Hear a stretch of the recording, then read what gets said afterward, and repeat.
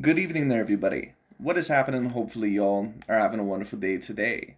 So, when it comes down to it, I thought, of course, that I would talk about the Naoya Inoue versus Marlon Tapales fight that ended up happening today or last night, whenever it ended up happening.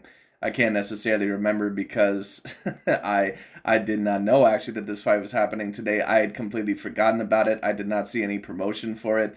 But that doesn't really surprise me that much because Naoya Inoue, he is an Oriental fighter. He's a Japanese fighter, and unless you're Manny Pacquiao, you're not always going to have the greatest amount of success getting that of promoted in terms of America and in some of the westernized societies.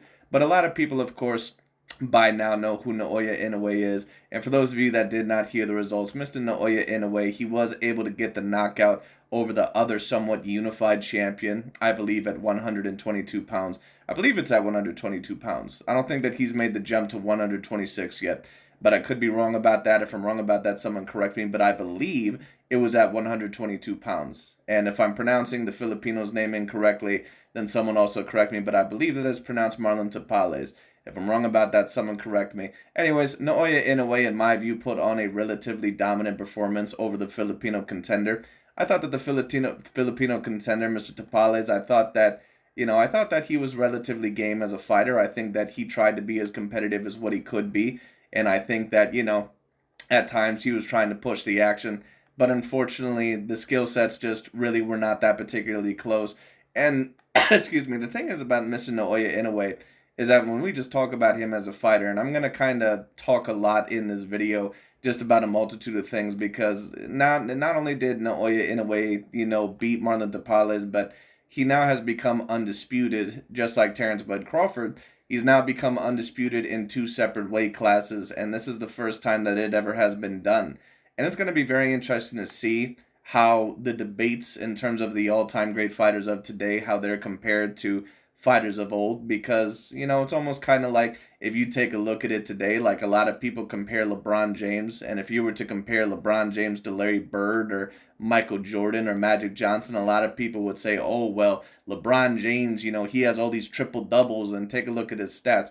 But a big part of the reason why that also is because of the way that they play today, what they're going for. They're much more, they're much more aware of their stats and how to pretty much, I don't want to say stat pad, but at times stat pad, and they're much more aware that their stats are going to look like that now in history, where they weren't quite as aware of that before. Not saying that players are not aware of their stats, but there's a reason why triple doubles didn't usually happen quite as often back then, versus what they do today. And on top of that, the complete pace of the game and the way that it's played, it is a little bit different. So it's almost kind of like that. You have to take a look at it and see kind of what that era was. Also, if we were going to compare it kind of like that of the UFC, a lot of the fighters now they're fighting in that at two weight classes, or they're trying to become a champion in that at two weight classes.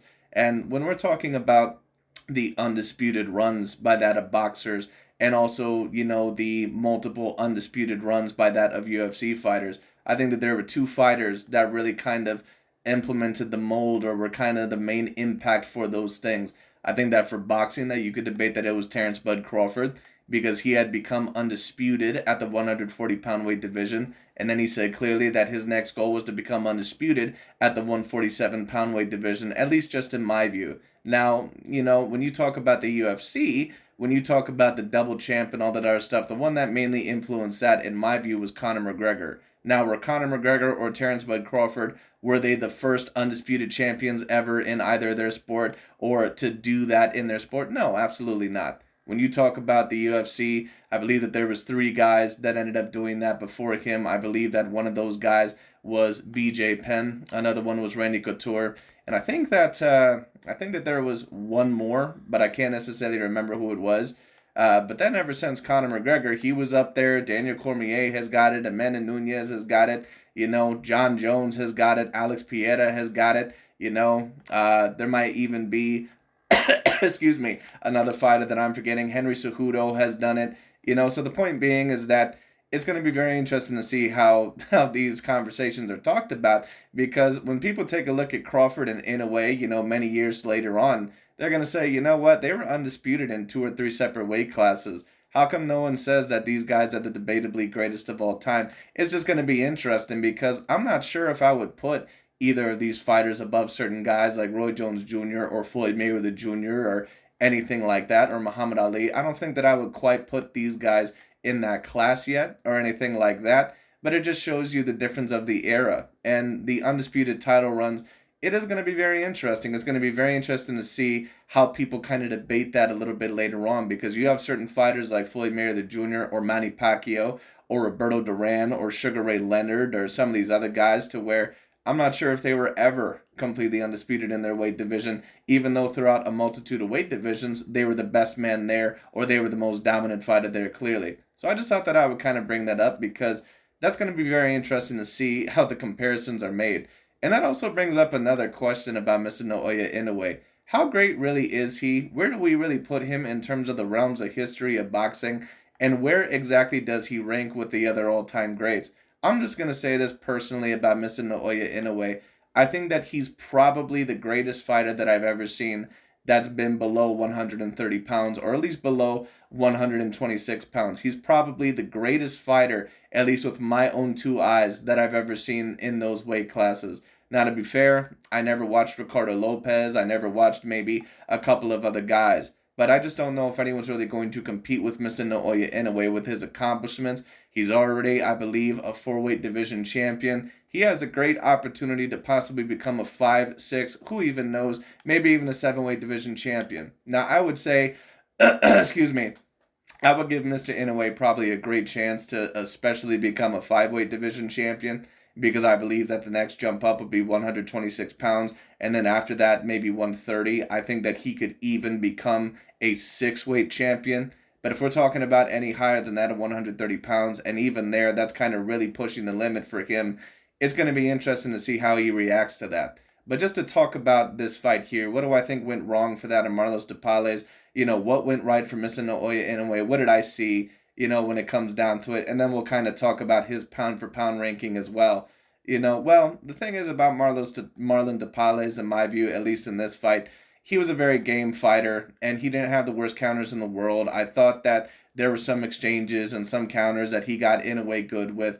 But first of all, I don't think that Naoya Inoue took him anywhere near as seriously as what he did Steven Fulton. Now, Inoue never takes a guy super lightly when it comes down to it, because that's how the elite champions think. They think that anyone can beat you at any given moment in time. But it was very clear that Inoue in certain rounds in this fight, at least to me, that he was kind of playing with him, or maybe not playing with him, but he clearly saw this as a fight to where he could kind of, get away with certain things. Inoue, in his last fight against Steven Fulton, he didn't really give him any breathing room whatsoever. And what I mean by that is that every time that he needed to use his feet to get in and outside of the range, or move his head, or keep his hands up, or do anything, of substance, he did. He didn't give Steven Fulton any room to get off his offense, nothing whatsoever. I thought that he gave a little bit more time to that of Marlon Tapales, because I think that he was trying to work on his inside game, his inside defense, and I think that he was trying to work a little bit on his offense within that range. Excuse me. And if there is one slight weakness that I would say about Naoya Inoue's game, maybe just one or two, is that at times I do think that he could keep his hands up a little bit more. He has this great leading right hook, but at times he's going to have to be careful, because that is a little bit of a lunging punch at times, kind of across your opponent's chest. And, at times it can work if you're at the right angle, but I also think that at times he can be countered if he overextends or if he doesn't watch out, and especially against a more intelligent fighter that also might have great power and great speed just like he does. But it's going to be very hard to find a fighter like Naoya Inoue, especially of his own same stature, that is just like him. I mean, really, to be quite honest with you, and this is a great compliment towards that of Naoya Inoue, even the great fighters around his weight division, or the very good ones, Luis Neri, Brandon Figueroa, Steven Fulton, and I'm not sure if every single one of those guys is an A-grade fighter, but they're still very dangerous. I don't know if Naoya Inoue is really going to be really mainly threatened by any of them. I just think that he's way too powerful, way too fast. I think he's way too skilled. The only fighters, to be quite honest with you, that I would see giving Naoya Inoue a major challenge would be the fighters that not only are bigger than him, but fighters like Shakur Stevenson, Vasily Lomachenko, Gervonta Tank Davis, certain fighters like that. And when we're talking about those fights, those fighters are at least a good solid 2 to 3 weight classes heavier than Naoya Inoue. he's not the same size as those guys. Now, I'm not going to be surprised if he tries to fight one of those guys eventually, because I think that a boxer eventually likes to see, especially when they feel that they're not getting challenged enough, to see if they can accomplish what many deem the impossible. Kind of like Roberto Duran did against Sugar Ray Leonard, or, what other fighters maybe did in the past time, what Conor McGregor tried to do, at 155 and was able to accomplish against Eddie Alvarez and become the double champion, the first one to hold two belts in a weight division simultaneously. So it's not that, excuse me, it's not that Inoue maybe would not have a chance, but at that point, in my view, it really would be pushing the limit. So it's just going to be very interesting to see, how that ends up happening. But I thought that Marlon Tapales, I thought that he was a guy that, he's a good little fighter. I don't think that he's a great one. I'm not quite sure if I would rank him as an A-grade level fighter. It was very clear that Inoue's lateral movement and that his foot movement and his speed, it was just giving Marlon Tapales, all sorts of problems. Marlon Tapales really did not have any great lateral movement within this fight whatsoever. A lot of the times he was just moving straight, forth and back, forward and back, pretty much like a north and south runner. When it comes down to it, he was moving very straightforward and very straight back. And even in the latter rounds, when he was starting to kind of turn over his shoulder and use a little bit more lateral movement, it was too slow and it was too predictable. And Naoya Inoue was able to pretty much expose a lot of the faults within him. And of course, he pretty much was able to beat him down. And I don't think that this necessarily was the most impressive performance that I've ever seen in Naoya Inoue's career. But like I said, I also don't think that this was Naoya Inoue at 100%. And what I mean by that is not saying that he was unhealthy or anything. I just don't think that this is the best version of Naoya Inoue. Just like when you take a look at Terrence Bud Crawford versus Aegis Velasquez or someone like that, that's not Terrence Bud Crawford, at his peak. That's not him at his best form. If you want to take a look at Crawford at his best form, that's against Errol Spence Jr. That's against someone like, possibly Yuriorkis Gamboa or, Victor Postol. That's when Terrence Bud Crawford looks his best, against the best fighters in the ring. And Naoya Inoue is a very elite fighter. He's a very elite champion. He's almost pretty much like that of the Japanese smaller version of Terrence Bud Crawford and that of Roy Jones Jr. And the reason why I compare him to that is because who really is going to be able to compete with him, especially if you're near his own same size? Who really is going to be able to compete with that guy athletically and also in terms of skills wise? It's just not going to happen. I mean, like, who really is going to be there? Not unless you had someone like a Shakur Stevenson or a Vasily Lomachenko, at his best maybe a few years back, or a Gervonta Tank Davis or something like that. And, once again, those fighters are a good 2 to 3 weight classes above him at least.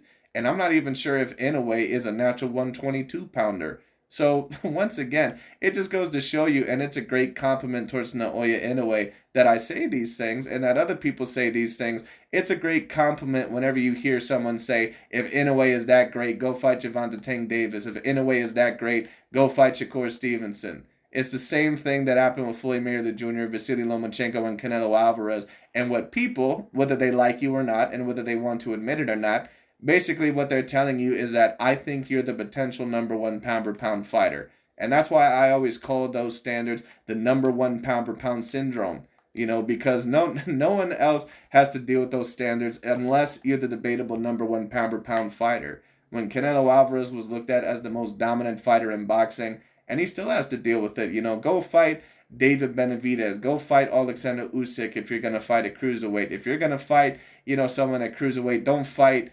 overall that guy, Ilunga Makabu, even though he's still way bigger than you. Fight that Alexander Usyk, one of the top 5, the top 3 pound for pound fighters in the world. If Mayweather, if you're going to fight anyone, fight Gennady Golovkin, even though you only rehydrate at 150 pounds. Inoue, if you're really a man, if you're really that great as what we say you are, fight Gervonta Tank Davis. Fight that overall, of Lomachenko, Shakur Stevenson. So this actually is a great compliment towards that of Naoya Inoue, because whether people like him or not, they're basically saying that he is debatably the best fighter in the world. And, I always used to say about Naoya Inoue that I always thought that he was a little bit overrated on the pound for pound list, but that was because I didn't think a lot of the fighters that he was fighting really were true potential A-grade fighters. But now, after the way that he dominated Steve Van Fulton and dominated Marlon Tapales and was able to dominate Emmanuel Rodriguez and Payano and some of these other guys, we might have to take a look back at his career and say, you know what, maybe some of these fighters, maybe they were A-grade fighters for those weight classes. Maybe overall Inoue was just that dominant. Now, personally, in my view, the only A-grade fighters that I would probably give to Inoue, I would probably say Emmanuel Rodriguez, Steven Fulton, and there might be one or two others there. Maybe if you wanted to debate Nonito Donaire, I'm not quite sure if I would debate that because he was older, and on top of that, he had already lost multiple times. But he did knock some decent guys out in that weight division, and on top of that, Nonito Donaire, he was a champion. He became a champion there. So maybe if you wanted to debate that, that's up to you. Payano also is not a bad fighter either. He's a decent fighter. But it's just kind of hard to tell. Point is that in a way, when you talk about his pound for pound ranking right now, you could truly debate him. I don't think there's any doubt about it. I think that if you're a person that has any logical reasoning whatsoever, I think you have to have Naoya Inoue within your top 5 pound for pound. Especially after the Steven Fulton fight. I think you absolutely have to have him within your top 5. I don't really even think that that's a debate. You could debate that he's a lock for top 3 or top 2 right now. You really could. And even if you wanted to make an argument that he's a lock for number 1, you could make a debate about it. I'm not quite sure if I would say that he's a lock for number 1, just because there's certain fighters out there like Terrence Bud Crawford and Canelo and Usyk. And, Fury would still be within my top 5 pound for pound, but because, of course, of that recent not-so-great Francis Ngannou fight, I would have to probably derank him just a little bit, or at least put him at number 5, the definitive number 5 spot. But it's just going to be very interesting to see, what ends up playing out. It's going to be very particularly interesting. But, the big question is for me is that would I have Naoya Inoue? Would I have him as my number 1 pound for pound fighter at the current moment in time? And I'm not quite sure if I would have him at number 1. I would have to see what my pound for pound list would be. I would say that right now, just to give him his credit, especially after that dominant win over Errol Spence Jr., I would probably have to say that Terrence Bud Crawford, at least at the moment, would be my clear number 1 pound for pound fighter, or at least my debatable number 1 pound for pound fighter. But if you had Naoya Inoue at number 2, anywhere from number 2 to number 5, and any of that is understandable. To be quite honest with you, I think any lower than that at this point, and this is coming from someone that at one point I thought it was even debatable if Naoya Inoue is on the top 10 pound for pound list, because I didn't think that he had the best of resumes. But right now, when you take a look at what he's done in his career, and you could argue that he's defeated a little bit more A-grade fighters than what some people are letting on, you could clearly debate him as the number 1 pound for pound fighter. You really could. You really could. And let me also state this. Excuse me, my bad. But anyways, let me also talk about this, because for those of you that know my channel, a lot of the times that, I like to talk about other channels, or at least, the LDBC and new media channels, because like I always say, probably out of any other channel or out of any other boxing or fighting media, they probably have the most racial overall bias and just the most bias within their commentary in general. And I'm seeing a lot of people in their comment section, I'm seeing certain people say Naoya Inoue is the real deal for his weight class. Naoya Inoue overall, he's great, but why are people trying to put him over Terrence Bud Crawford? And some people might say that, they're giving him credit by basically saying that he's the real deal for his weight class. But that's not really giving Naoya Inoue credit. Basically, what that's saying is that, you're doing good for that specific weight class because there's nobody there. Or you're doing good for that weight class because you don't have anyone that can compete with you in terms of your size and in terms of your athleticism. When anyone ever says that he's the real deal for his weight class or that she's the real deal for her weight class, usually what that entitles, or usually what that entails, is that, you're a good little fighter and you're very talented, but I still don't believe in you 100%. I don't believe that you would beat some of these other fighters if you were in the same weight class as them. And who knows, they could be potentially right. But I have to give Inoue a lot of credit. He's done a lot no matter what weight division he's been in. The man has been undisputed in 2 separate weight classes. He's won a Super 6 Series tournament. He's beaten, at this point, you could debate multiple A-grade fighters. The only thing that would probably keep me from putting Naoya Inoue at my number 1 pound for pound spot is because every fighter that pretty much has been on my top 10 pound, at the top of that pound for pound list for me at the number 1 spot, whether it be Lomachenko, Canelo, Terrence Bud Crawford, whatever it may be, they debatably beat a top 10 pound for pound fighter on my pound for pound list, or on the majority of people's pound for pound list. For Canelo Alvarez, it was Gennady Golovkin. For Vasily Lomachenko, it was Guillermo Rigondeaux. For that of Terrence Bud Crawford, it was Errol Spence Jr. Now, a lot of these LDBC and new media guys, they did have Stephon Fulton on their top 10 pound for pound list. I never personally did. And the reason why that is because Fulton, in my view, I just didn't think that he had enough big wins. He did win 2 belts within a weight class, but it's not like he was a multiple weight division champion. And on top of that, the Figueroa brothers, I think Brandon Figueroa, maybe you could debate he's about an A- fighter if you want to, but he's pretty much a brawler. He's not a guy that, is ever going to be looked at as someone that, is, the creme de la creme or an elite level fighter.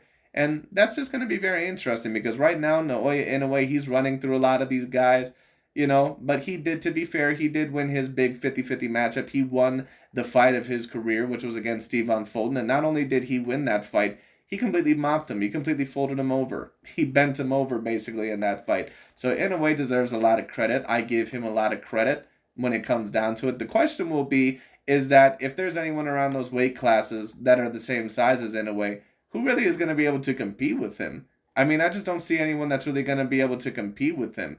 I mean, is it going to be Louis Neri? I mean, we all know that he has power, but he's already been stopped once in his career, at least when it comes down to it. And, I don't think that he's going to be able to compete with Inoue in that caliber. Of course, you have Brandon Figueroa, who, he's a warrior. He's a guy that loves to come forward and kind of brawl, and he'll certainly push you to your limit.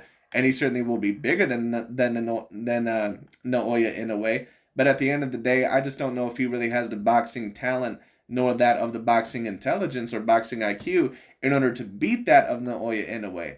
It's just going to be very interesting to see what ends up happening because Naoya Inoue, and that's why I compare him a little bit to that of the Asian or the Japanese Roy Jones Jr.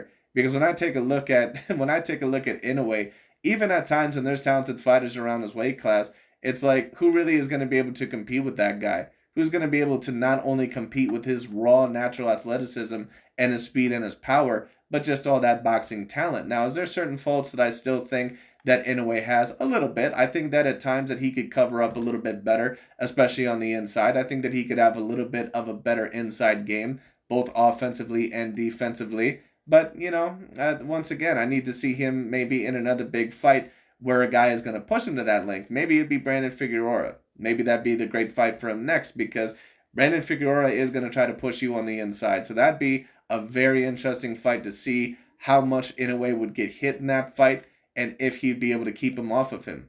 I think that more than likely he would, but it would still be very interesting nonetheless. But once again, it's just going to be interesting because who really would you favor over Naoya Inoue above, but below that of 130 pounds? It's like I'm not sure if you would favor anybody. And even if Inoue possibly got in the ring with someone like a Gary Russell Jr., at 130 or, possibly some other fighters there, it's like, when it comes down to it, how many of these fighters are really going to be able to compete with Mr. Naoya Inoue? It's just going to be, it's going to be very interesting to see. But anyways, that's pretty much about it overall, when I talk about it. The last thing I guess that I'll talk about once again is that, I seen a few comments that I also wanted to address, especially on these LDBC and new media channels. And a lot of these guys, they said, well, why are people trying to put Inoue over Terrence Bud Crawford? Here they go again overall with them putting, another fighter over a black fighter and all that sort of stuff. Well, listen, what I'm going to state is this. I would put Terrence Bud Crawford as my personal number one pound for pound fighter as well. But if you were one of the ones, especially on these LDBC and new media channels, that were claiming that Terrence Bud Crawford was the clear number one pound for pound fighter before he fought that of Errol Spence Jr., you should have no problem with certain people saying that Naoya Inoue is above that of Terrence Bud Crawford. Because when Canelo Alvarez and Vasily Lomachenko were fighting better names on their resume than what a Terrence Bud Crawford was, these guys still had no problem saying that they thought that Terrence clearly was the number one guy in the world because he was the most dominant fighter on the planet. And when you talk about debatably being the most dominant fighter on the planet, right now there probably is only 3 fighters that could equate in that conversation. Just when you talk about being consistently dominant to the point to where their competition is pretty much nowhere near close. There's Naoya Inoue, there's Terrence Crawford, and there's probably Alexander Usyk. Canelo Alvarez, of course, is extremely dominant. but he's also in bigger fights pretty much than anybody else. And on top of that, that Dimitri Bivol loss, even though clearly he was the smaller fighter, at the end of the day, that does, lose him some points there. It is what it is. It has to, at least a little bit, And then, of course, Tyson Fury, he's very dominant, but sometimes he kind of fights to the caliber of his competition. So it's kind of hard to say that he's the most dominant fighter on the planet. You could argue that he's the best fighter on the planet if you wanted to, but even that would even be a little bit hard to debate because we don't know because he only fights in one weight class. So, it is what it is. But anyways, when it comes down to it, I just thought that I would talk about that because a lot of these guys, they were always claiming that Terrence Bud Crawford was the number one pound for pound, even when he had not quite had that resume yet. And they tried to sell you this bullshit about, oh, well, he was fighting Jose Benavidez and he was fighting Aegis Kavalaskas, blah, blah, blah. If you're going to give Terrence Bud Crawford A-grade credit for beating guys like that when they weren't even champions, then you should give Naoya Inoue credit for beating guys that were champions, that were actually legitimate champions, no matter the weight class, like that of Paul Butler, like that overall of, what's his name, Marlon Tapales, certain guys like that. Even guys that were not named Stevon Coolboy Fulton. All right? If you're going to do that, because we all know that Jose Benavidez is not an A-grade level fighter. We all know that Aegis Kavalaskas is not an A-grade level fighter. We all know, overall, that, excuse me, that Jeff Horn is not an A-grade level fighter. None of these guys are A-grade level fighters. It just is what it is. And I don't think that all the fighters that Inoue has fought have been A-grade either. But, that's why Terrence Crawford and Inoue, in my view, they're both actually very comparable. They're both extreme talents, but at times, their resumes have been doubted, and understandably why. But now you take a look at both of them. Not only do they both have very similar accomplishments, but at the same time, they both easily could be debated as the number one pound for pound fighter. They really could. So it's going to be very interesting to see where this goes. But I'm also going to have to come out with my own top 10 pound for pound list very soon because, of course, the year is almost over. So we'll see what happens with that. But anyways, that's pretty much about it for today. Thank you guys so much for watching. I'll talk to you all later.